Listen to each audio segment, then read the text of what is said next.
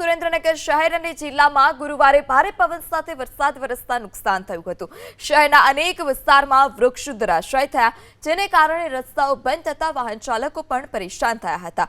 જો કે તમામ રસ્તાઓ સવાર સુધીમાં ખુલ્લા કરી દેવામાં આવ્યા હતા। આ સાથે જ 50થી વધારે વીજ પોલો શહેરમાં ધરાશાયી થયા, જે અંગે પીજીવીસીએલે નવા વીજ પુલ ઉભા કર્યા છે।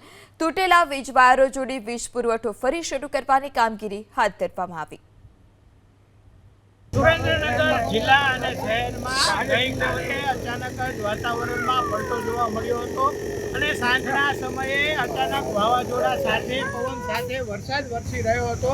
તો તે દરમિયાન શહેરના અનેક વિસ્તારોમાં વૃક્ષો ધરાશયી થયા છે, વીજ પોલો ધરાશયી થયા છે, ત્યારે 100થી વધુ વૃક્ષો શહેરમાં ધરાશયી થઈ ગયા છે અને 50થી વધુ વીજ પોલો ધરાશયી થઈ ગયા છે, જેના કારણે સુરેન્દ્રનગર શહેરના અમુક વિસ્તારમાં વીજ સમસ્યા પણ ઉદ્ભવી છે। ત્યારે આપણે સ્થાનિકો આપણી સાથે છે, આપણે તેમને પૂછીએ કે શું તકલીફ પડી રહી છે। તકલીફમાં એવું હતું કે કાલે પવન બહુ આવ્યો હતો, એમાં એક હોન્ડાવાળા આવ્યા હતા, એની નીચે 2 છોકરા અને 1 જણા દબાઈ ગયા હતા। એમાં મેં ખેંચીને બહાર કાઢ્યા, પછી પાછું એને ખેંચીને લઈ જતા હતા, હોન્ડા નીચે રહી ગયું હતું। પછી પાછું બીજું એક ઝાડ પડ્યું, પાછું આ જગ્યા ઉપર પડ્યું હતું ઝાડ, ને એમાંથી કાઢીને આપણે બહાર લઈ ગયા હતા અમે તે। પછી ઓલી પર લઈ ગયા, એમને છોકરાને બચાવી લીધા, છોકરાને કે વાગ્યું નથી।